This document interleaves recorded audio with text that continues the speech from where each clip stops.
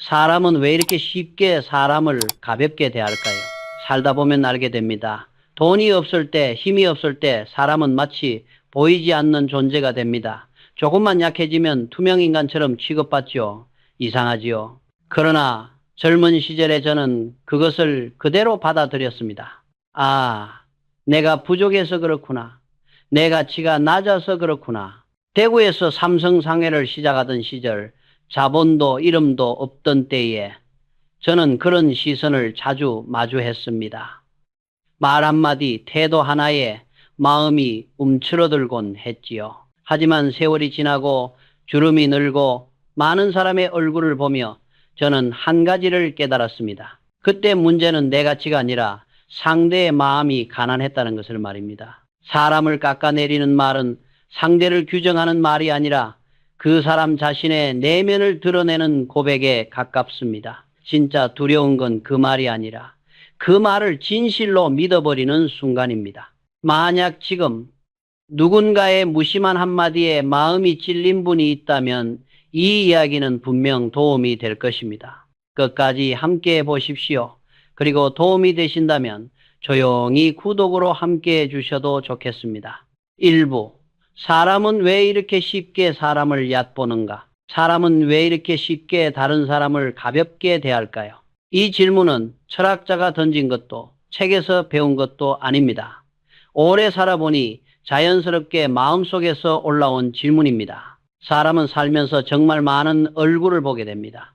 잘 될 때의 얼굴, 어려울 때의 얼굴, 그리고 상대가 약해 보인다고 느낄 때 드러나는 얼굴 말입니다. 돈이 없을 때, 힘이 없을 때, 배경이 없을 때 사람은 이상하리만큼 빨리 없는 존재가 됩니다. 말을 걸어도 반응이 늦고 같은 자리에 있어도 시선이 스쳐 지나갑니다. 마치 투명인간이 된 것처럼 말입니다. 저 역시 그런 시절을 겪었습니다.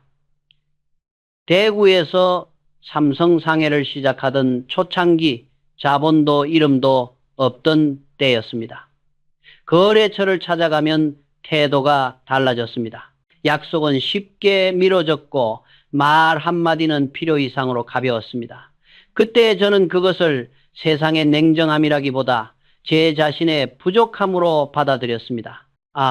아직 나는 인정받을 사람이 아니구나. 사람들이 나를 이렇게 대하는 건 내가 그만한 값어치를 못해서겠지.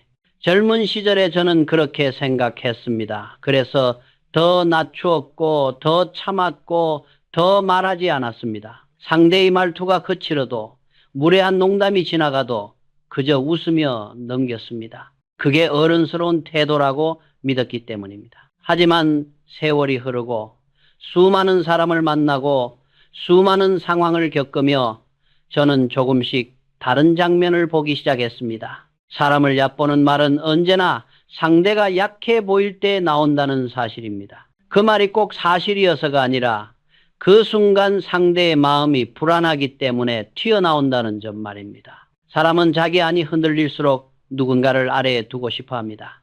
그래야 자신이 무너지지 않는다고 느끼기 때문입니다. 그래서 어디를 가나 꼭 한 명쯤은 있습니다. 누군가를 가볍게 만들지 않으면 불안해하는 사람. 남을 웃음거리로 만들지 않으면 자기 자리를 확인하지 못하는 사람 말입니다. 그때까지의 저는 그 사실을 몰랐습니다. 아니, 알지 못했다기보다 받아들이지 못했습니다. 상대의 말과 태도를 그대로 제 가치로 바꾸어 받아들였습니다. 저 사람이 나를 무시한다는 건 내가 정말 그런 사람이라는 뜻이겠지. 지금 돌이켜보면 그것이 가장 위험한 착각이었습니다. 사람을 얕보는 말보다 더 무서운 것은 그 말을 내 삶의 진실로 믿어버리는 순간이었기 때문입니다. 그 순간부터 사람은 스스로를 방어하지 않게 됩니다. 말하지 않고 설명하지 않고 점점 자기 편에 서지 않게 됩니다. 이 부분에서 저는 분명히 말씀드리고 싶습니다. 그 시절에 제가 특별히 약해서 그런 것이 아니었습니다. 많은 사람들이 같은 길을 걷습니다. 약해 보일 때 받은 대우를 자신의 정체성으로 착각하는 길 말입니다. 이 이야기를 듣는 분들 중에도 누군가의 말 한마디가 마음에 오래 남아있는 분이 있을지 모릅니다. 아무렇지 않은 척 넘겼지만 가슴 어딘가가 찌릿했던 순간 말입니다. 이 영상은 바로 그 지점에서부터 시작됩니다. 2부. 그건 내 가치가 낮아서가 아니었다. 그 사실을 깨닫기까지 나는 꽤 오랜 시간이 필요했다. 이 부분의 핵심은 분명하다. 사람이 나를 얕보는 이유는 내 가치가 낮아서가 아니라는 것. 하지만 이 깨달음은 머리로 이해하는 문제가 아니었다. 몸으로 겪고 마음이 닳고 시간이 쌓여야 비로소 보이는 것이었다. 젊은 시절에 나는 누군가 나를 가볍게 대하면 그 이유를 언제나 내 쪽에서 찾았다. 내가 아직 부족해서 그렇다.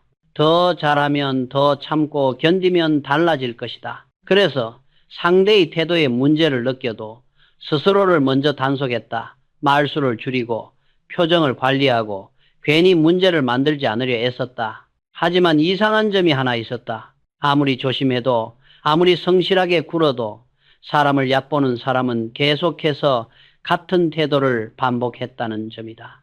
상대가 바뀌어도, 장소가 달라져도 비슷한 말과 비슷한 표정이 되풀이되었다. 그때 처음으로 이런 생각이 스쳤다. 혹시 이건 나의 문제가 아닐지도 모른다. 사람을 깎아내리는 말은 상대의 가치를 평가하는 말이 아니다.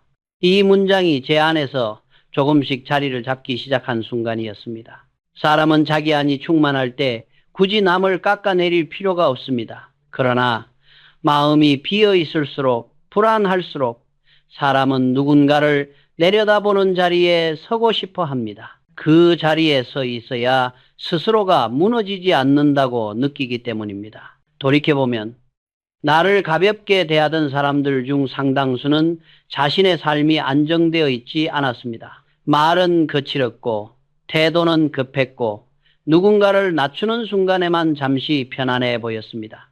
그들의 말은 판단이 아니라 불안의 배출구에 가까웠습니다. 그 사실을 깨닫고 나서 제 마음에 작은 변화가 생겼습니다. 그들의 말이 이전만큼 깊이 파고들지 않았습니다.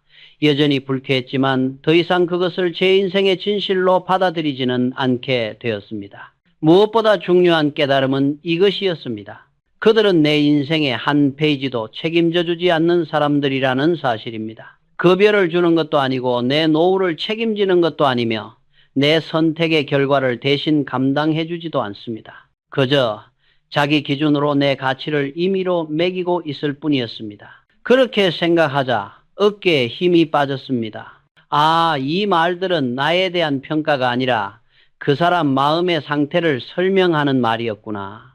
이 깨달음이 없었다면 나는 여전히 남의 말로 나를 규정하며 살고 있었을지도 모릅니다. 이 부분이 이 이야기의 중요한 전환점입니다. 사람을 얕보는 말에서 벗어나는 첫걸음은 그 말의 주인을 다시 바라보는 데서 시작되기 때문입니다. 한부. 가장 무서운 것은 말이 아니라 그 말을 믿어버리는 순간, 사람을 얕보는 말 자체보다 더 무서운 것이 있다면 그것은 그 말을 내 삶의 진실로 받아들이는 순간입니다. 이 부분이 이 이야기에서 가장 조용하지만 가장 깊은 지점입니다. 젊은 시절에 저는 누군가 던진 말 한마디를 오래 붙잡고 있곤 했습니다. 겉으로는 웃고 넘겼지만 혼자 남았을 때 그 말이 다시 떠올랐습니다. 아까 그 말에는 분명 이유가 있을 거야. 그렇게 생각하며 상대의 말에 의미를 부여했습니다. 그리고 그 의미는 늘 저를 향해 있었습니다. 말은 잠깐 스쳐 지나가지만 믿음은 사람 안에 남는다. 이 문장은 훗날 제 마음을 가장 정확하게 설명해 주는 말이 되었습니다. 사람은 누구나 남의 말에 흔들립니다. 그것이 당연합니다. 문제는 그 다음입니다. 그 말이 사실인지 감정인지 상대의 불안에서 나온 것인지를 가려보지 않고 그대로 받아들이는 순간 사람은 자기 자신을 지키지 못하게 됩니다. 저는 오랫동안 그렇게 살았습니다. 돌이켜보면 나를 얕보던 사람들은 제 인생에 대해 아무런 책임도 지지 않았습니다. 내 하루를 대신 살아주는 것도 아니고 내 선택의 결과를 감당해주는 것도 아니며 내 미래를 위해 고민해주는 사람들도 아니었습니다. 그저 순간의 기분과 자기 기준으로 말을 던졌을 뿐입니다. 그런데도 저는 그 말을 곱씹으며 스스로를 깎아내렸습니다. 아직 멀었다. 내가 잘못했다. 내가 더 조심했어야 했다. 이렇게 사람은 타인의 말보다 먼저 자기 자신을 신문합니다. 그리고 그 신문이 반복될수록 마음속에는 이상한 기준이 자리 잡습니다. 나는 이 정도 대우를 받아도 되는 사람이다. 그 기준이 한 번 자리 잡으면 이후의 모든 관계에서 같은 장면이 반복됩니다. 이 사실을 깨닫는 데에도 시간이 필요했습니다. 어느 순간 문득 이런 생각이 들었습니다. 이 사람들은 내 삶의 한 페이지도 책임지지 않는데 왜 나는 이 말에 이렇게 오래 머물러 있는가? 그 질문이 생긴 뒤부터 말의 무게가 달라지기 시작했습니다. 여전히 불쾌한 말은 불쾌했습니다. 하지만 그것이 제 가치의 증거라는 생각에서는 조금씩 멀어졌습니다. 대신 그 말이 나온 배경을 보게 되었습니다. 상대의 불안, 조급함, 그리고 스스로를 지키기 위한 방어 말입니다. 이 지점에서 중요한 전환이 일어납니다. 사람을 얕보는 말에서 벗어나는 첫 번째 조건은 그 말을 진실로 믿지 않는 것입니다. 반박하지 않아도 됩니다. 설명하지 않아도 됩니다. 다만 그 말을 마음속에서 사실의 자리에서 내려놓는 것, 그것만으로도 사람은 자기 편에 서기 시작합니다. 이 부분을 지나지 않으면 다음 이야기로 넘어갈 수 없습니다. 왜냐하면 침묵과 인내가 언제 미덕이 되고 언제 독이 되는지는 바로 이 지점에서 갈라지기 때문입니다. 4부. 침묵을 미덕으로 착각했던 시절, 나는 한때 말하지 않는 것이 어른의 태도라고 믿었다. 이 부분의 제목은 이렇다. 침묵을 미덕으로 착각했던 시절. 지금 돌이켜보면 그 착각은 너무나 많은 사람들의 마음을 조용히 닳게 만든다. 젊은 시절에 나는 불합리한 말을 들어도 웃으며 넘겼다. 분위기를 깨고 싶지 않았고 괜히 문제를 만드는 사람이 되고 싶지 않았다. 일터에서는 특히 더 그랬다. 말 한마디로 공기가 어두워질까봐 마음에 걸려도 삼켰다. 그게 사회에서 살아남는 방법이라고 배웠기 때문이다. 참는 것이 성숙이고 웃는 것이 배려라고 믿었던 시간, 그 믿음은 틀렸다고 말하기 어렵다. 당시의 나에게는 최선이었다. 하지만 문제는 그 대가였다. 겉으로는 아무 일 없는 것처럼 지나갔지만 마음은 그렇지 않았다. 가볍게 던진 농담에 웃으며 반응했지만 가슴 한쪽이 조여왔다. 그래도 나는 스스로에게 말했다. 농담이잖아. 이 정도는 참아야지. 그렇게 하며 나는 나 자신을 먼저 가볍게 다루기 시작했다. 이 과정을 반복하면 사람은 무서운 지점에 도달한다. 상처를 느끼지 않게 되는 것이 아니라 상처받았다는 사실조차 느끼지 못하게 되는 상태다. 그때부터 마음은 조용히 마비된다. 겉으로는 평온하지만 혼자 남았을 때만 설명하기 어려운 허전함이 남는다. 침묵은 곧잘 오해를 낳는다. 아무 말도 하지 않으면 주변 사람들은 이렇게 생각한다. 이 사람은 괜찮은가 보다. 이 정도 말은 해도 되는 사람이구나. 그렇게 침묵은 어느새 허락처럼 받아들여진다. 이 점에서 나는 중요한 사실을 하나 배웠다. 침묵은 언제나 중립이 아니라는 것이다. 어떤 침묵은 배려이지만 어떤 침묵은 상대에게 기준을 잘못 가르친다.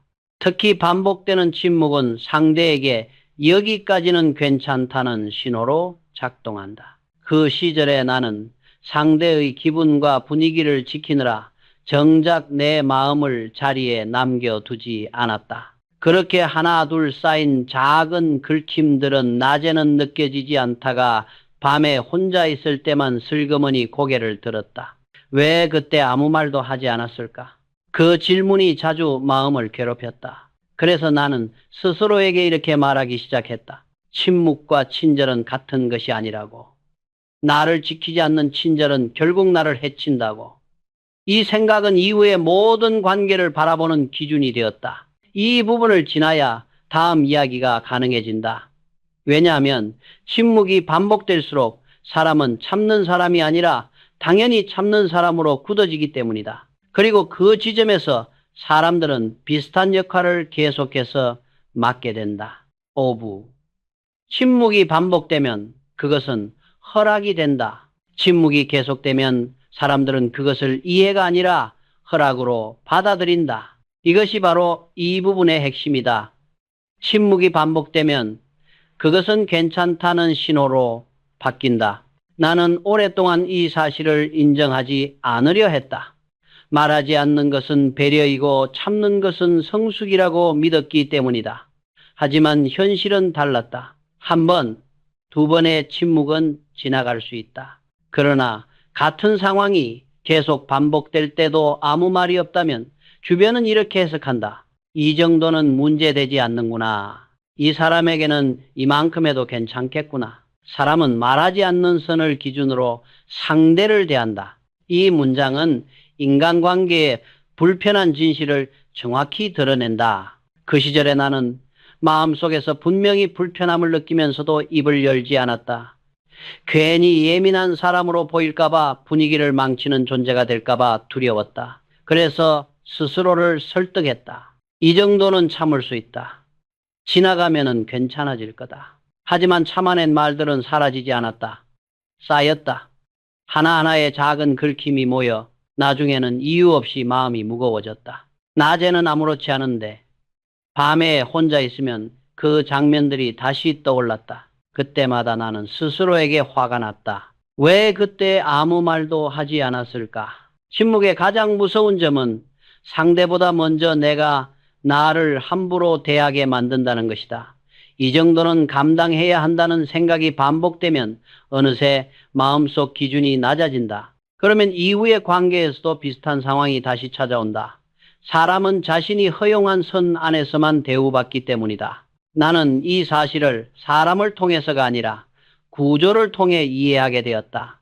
누군가가 계속해서 같은 방식으로 선을 넘는다면 그것은 우연이 아니다. 어디선가 그 선을 멈추게 하는 신호가 없었기 때문이다. 그리고 그 신호는 말이 아니라 침묵으로 전달되어 왔다. 이 깨달음은 나에게 불편했다. 왜냐하면 그동안의 침묵이 전부 어쩔 수 없음이 아니라 나 자신의 선택이었음을 인정해야 했기 때문이다. 하지만 동시에 이 깨달음은 작은 힘을 주었다. 선택이었다면 다시 선택할 수도 있다는 뜻이었기 때문이다.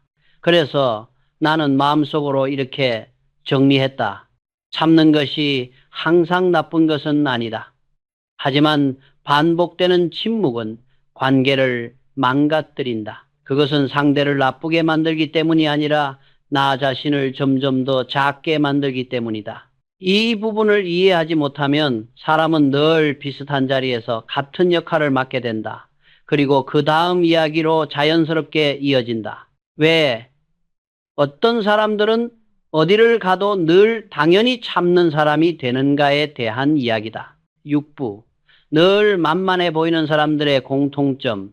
어디를 가든 늘 같은 역할을 맡는 사람들이 있다. 이 부분의 제목은 이렇다.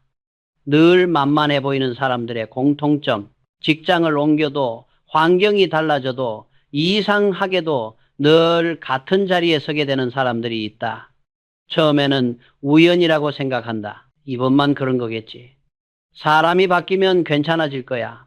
하지만 시간이 지나면 비슷한 장면이 반복된다. 부탁은 늘 이쪽으로 몰리고 불편한 역할도 자연스럽게 맡게 된다. 나 역시 젊은 시절에는 그 이유를 몰랐다. 그저 성격 문제라고 여겼다. 거절을 잘 못하고 공기가 깨지는 것을 싫어하고 누군가 곤란해하는 모습을 보면 그냥 내가 한 발 물러나는 편이 편하다고 생각했다. 그렇게 하면은 모두가 무난해질 거라 믿었다. 저 사람은 괜찮은 사람이라는 말의 다른 의미. 이 문장의 이 부분의 핵심을 드러낸다. 사람들은 괜찮은 사람을 존중의 의미로 쓰기도 하지만 때로는 전혀 다른 뜻으로 사용한다. 이 사람은 이 정도는 감당한다. 이 사람은 불편해도 말하지 않는다. 그렇게 마음속에 등록된다. 그리고 한번 등록된 이미지는 쉽게 바뀌지 않는다. 늘 만만해 보이는 사람들의 공통점은 화를 잘 내지 않는 것이 아니다. 성실하지 않아서도 아니다. 오히려 반대다. 책임감이 강하고 주변을 먼저 생각하고 문제를 키우고 싶어 하지 않는다. 문제는 그 성향이 아무 기준 없이 드러날 때다. 그렇게 살다 보면 주변은 점점 요구를 늘린다. 농담이라는 이름으로 던지는 말도 거칠어지고 부탁의 선도 조금씩 넘어온다. 하지만 당사자는 여전히 이렇게 생각한다. 이 정도는 괜찮다. 나만 조금 참으면 된다. 그 생각이 반복될수록 역할은 굳어진다. 이 과정에서 가장 무서운 변화는 겉이 아니라 안에서 일어난다. 겉으로는 여전히 침착하고 차분한데 마음속에는 설명하기 어려운 냉기가 쌓인다. 왜 나만 이런가 하는 생각, 말하지 못한 불만들이 정리되지 않은 채 남는다. 그것이 쌓이면 사람은 어느 순간 자기 자신에게서도 기대를 거둔다. 나는 원래 이런 사람이니까. 이 한마디가 마음속에 자리 잡는 순간 관계는 이미 기울기 시작한다. 이 공통점을 이해하는 것은 중요하다. 왜냐하면 이것은 성격의 문제가 아니라 관계에서 드러난 태도의 반복이기 때문이다. 태도는 바뀔 수 있다. 하지만 먼저 내가 어떤 태도를 계속 보여주고 있었는지를 인정해야 한다. 이 부분을 지나면 자연스럽게 다음 이야기로 이어진다. 늘 만만해 보이는 사람과 진짜 강한 사람의 차이는 무엇인가? 그 차이는 목소리의 크기나 말의 수가 아니라 전혀 다른 지점에 있다. 7부. 진짜 강한 사람은 왜 소리를 높이지 않는가? 진짜 강한 사람은 이상하게도 목소리를 높이지 않는다. 이 문장이 이 부분의 제목이자 결론이다. 진짜 강한 사람은 왜 소리를 높이지 않는가? 젊은 시절에 나는 큰 소리를 내는 사람을 강하다고 생각했다. 책상을 치고 말을 끊고 상대를 눌러버리는 태도 말이다. 그런 사람들 앞에서 나는 자연스럽게 작아졌다. 저 사람은 확신이 있구나. 저 정도로 말하는 데에는 이유가 있겠지. 그렇게 착각했다. 하지만 시간이 지나며 수많은 사람을 가까이에서 보며 생각이 달라졌다. 가장 요란한 사람들일수록 그 안은 의외로 흔들리고 있었다. 자기 말에 확신이 없을수록 목소리에 힘을 실어야만 했다. 말의 내용이 아니라 음량으로 자신을 지키려는 모습이었다. 소리를 높이는 것은 강함이 아니라 불안의 표현일 때가 많다. 이 문장은 내 경험과 정확히 맞아떨어졌다. 반대로 정말 무서운 사람은 조용했다. 화를 내지 않아도 말을 길게 하지 않아도 그 사람의 한마디는 묘하게 무게가 있었다. 천천히 말을 고르고 낮은 톤으로 기준을 분명히 했다. 그건 다릅니다. 여기까지입니다. 그 짧은 말이 고 한 100마디보다 더 깊이 남았다. 왜 그럴까? 그 안에는 감정이 아니라 각오와 기준이 섞여 있었기 때문이다. 자신이 무엇을 지키고 어디까지 허용하는지 분명한 사람은 굳이 소리를 높일 필요가 없다. 이미 마음속에 선이 그어져 있기 때문이다. 반면 늘 만만해 보이는 사람들은 마음속에서 늘 폭발 직전이다. 겉으로는 웃고 넘기지만 안에서는 계속 쌓인다. 그러다 어느 날 전혀 중요하지 않은 장면에서 갑자기 터진다. 그 순간 주변은 이렇게 말한다. 저 사람은 원래 감정적인 사람이었구나. 그리고 더 멀어진다.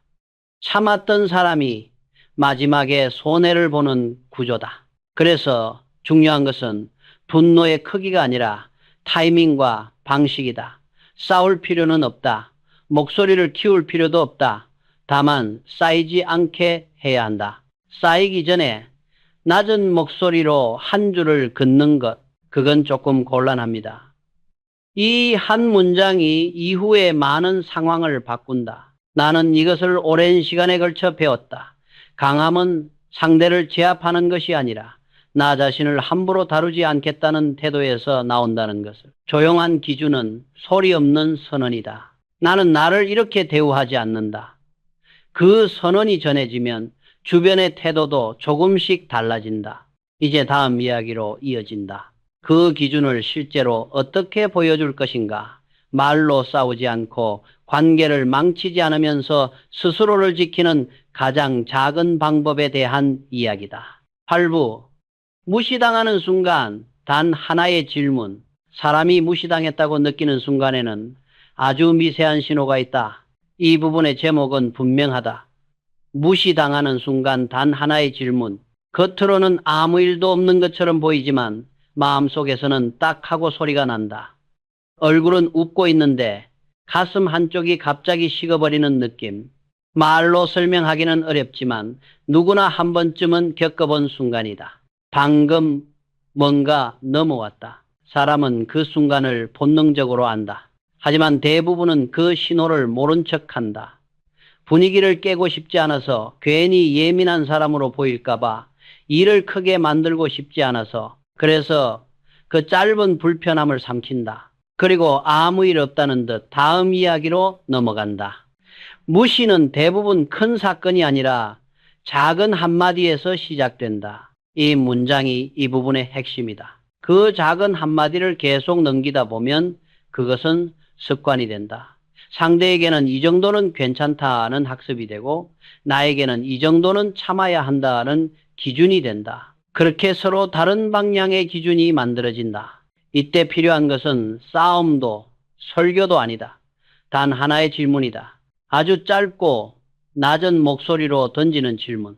방금 그 말씀 저에게 하신 겁니까? 이 질문은 상대를 공격하기 위한 것이 아니다.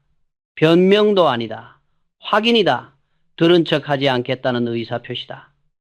그 질문 하나로 상황은 달라진다. 사람들은 그때 비로소 자신의 말을 돌아본다. 웃으며 넘기려던 사람도 순간 표정이 멈춘다. 중요한 점은 말의 내용보다 태도다. 목소리는 낮아도 된다. 표정도 바꿀 필요 없다. 오히려 담담할수록 효과가 크다. 감정이 섞이지 않은 질문은 상대에게 더 큰 울림을 준다. 이 사람은 스스로를 가볍게 대하지 않는구나. 그 메시지가 전달되기 때문이다. 이 질문을 한 번도 해본 적 없는 사람은 어쩌면 그동안 자기 마음의 작은 경고음을 계속 무시해 왔을지도 모른다. 그래서 첫 시도는 떨릴 수 있다. 목소리가 조금 흔들려도 괜찮다. 중요한 것은 완벽함이 아니라 한 번이라도 자기 편에 서는 경험이다. 이 작은 질문 하나가 이후에 많은 상황을 바꾼다. 모든 사람이 달라지지는 않는다. 하지만 적어도 그 순간만큼은 관계의 방향타를 내가 잡게 된다. 그것으로 충분하다. 그리고 이 질문에는 또 하나의 의미가 있다. 그것은 앞으로의 기준을 미리 알려주는 신호라는 점이다. 여기까지는 괜찮다. 하지만 그 너머는 아니다.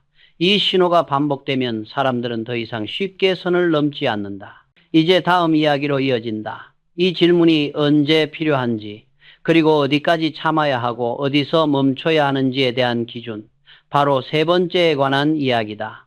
구부, 세 번째부터는 실수가 아니라 태도다. 한두 번은 실수일 수 있다. 그러나 세 번째부터는 태도다. 이 문장이 이 부분의 제목이자 인간관계를 가르는 기준이다. 세 번째부터는 실수가 아니라 태도다. 사람은 누구나 말실수를 한다. 감정이 앞설 때도 있고 무심코 상처를 주는 말을 던질 때도 있다. 그래서 한 번은 넘어갈 수 있다. 두 번까지도 상황을 보고 이해할 수 있다. 여유를 남겨두는 친절은 관계에 필요하다. 하지만 같은 말, 같은 태도가 세 번째로 반복된다면 이야기는 달라진다. 그때는 더 이상 우연이 아니다. 그 사람의 습관이며 나를 대하는 방식 그 자체다. 그럼에도 불구하고 웃으며 넘긴다면 상대의 머릿속에는 하나의 결론이 자리 잡는다. 이 사람에게는 이렇게 해도 된다. 세 번째는 판단의 순간이다.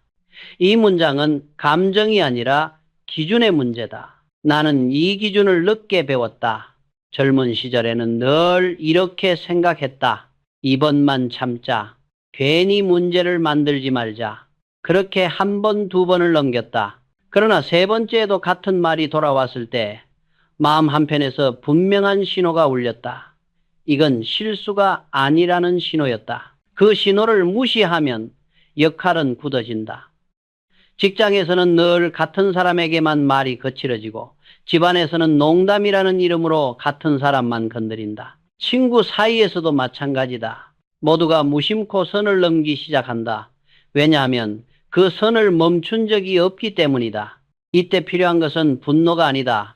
상대를 몰아붙이는 말도 아니다. 판단이다. 아, 이 사람은 이런 식으로 사람을 대하는구나. 그 사실을 인정하는 것부터가 시작이다. 그리고 그 다음은 아주 조용한 선택이다. 낮은 목소리로 이렇게 말할 수 있다. 그 말투는 조금 거칠게 느껴집니다. 혹은 그건 농담으로 듣기에는 무겁습니다. 길게 설명할 필요도 없다. 단정하게, 짧게. 그 정도면 충분하다. 상대가 불편해할 수도 있다. 표정이 굳을 수도 있다. 하지만 그 불편함은 내가 짊어질 몫이 아니다. 나는 그저 더 이상 이 선을 넘길 수 없다는 사실을 알렸을 뿐이다. 관계에서 누군가는 반드시 선을 그어야 한다. 그렇지 않으면 흐릿해진 관계는 결국 누군가를 닳게 만든다. 이 기준을 세우고 나서야 나는 불필요한 자책에서 벗어날 수 있었다. 왜 또 참았을까라는 후회 대신 여기까지는 아니다라고 판단할 수 있게 되었기 때문이다. 그 판단은 관계를 즉시 바꾸지 않을 수도 있다. 그러나 분명한 것은 나 자신을 더 이상 깎아내리지 않게 만든다는 점이다. 이제 다음으로 넘어간다. 이 기준을 실제 삶의 자리, 즉 일터와 가족, 그리고 오랜 관계 속에서 어떻게 적용해야 하는지에 대한 이야기다. 조용하지만 분명한 방식으로 말이다. 10부.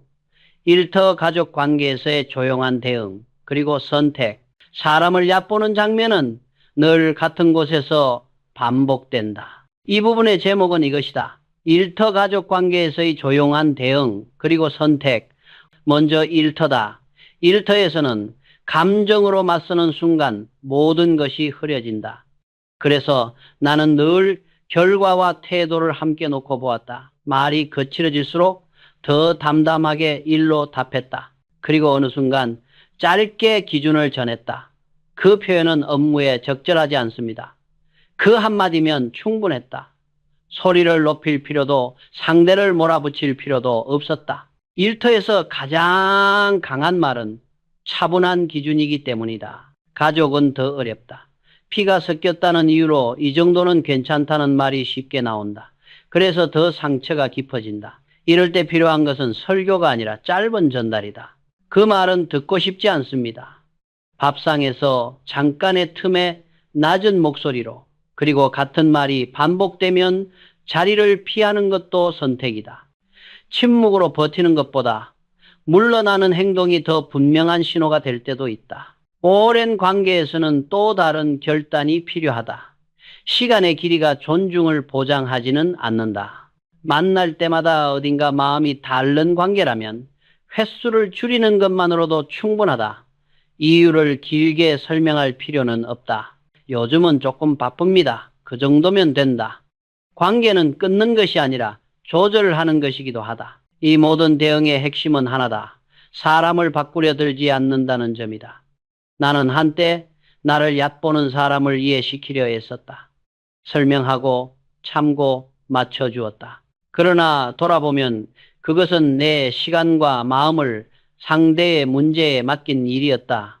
사람은 스스로 바꾸려 하지 않으면 바뀌지 않는다. 그래서 생각을 바꿨다. 이 사람을 어떻게 바꿀 것인가가 아니라 나는 누구와 시간을 나눌 것인가로 나를 조심스럽게 대하는 사람, 말은 서툴러도 존중을 놓치지 않는 사람과 함께 하겠다고 정했다. 그것이 가장 현실적인 선택이었다. 마지막으로 이 이야기는 이렇게 정리된다. 사람을 얕보는 말에 맞서 싸울 필요는 없다. 다만 내가 나를 어떻게 대우할 것인지는 분명히 해야 한다. 그 기준이 서면 세상은 조용히 달라진다. 모두가 바뀌지는 않는다. 그러나 적어도 나는 더 이상 나를 값싸게 내놓지 않게 된다. 그 결정 하나로 삶은 조금씩 정돈된다. 소란스럽지 않게, 그러나 분명하게, 그러나 분명하게, 그러나 분명하게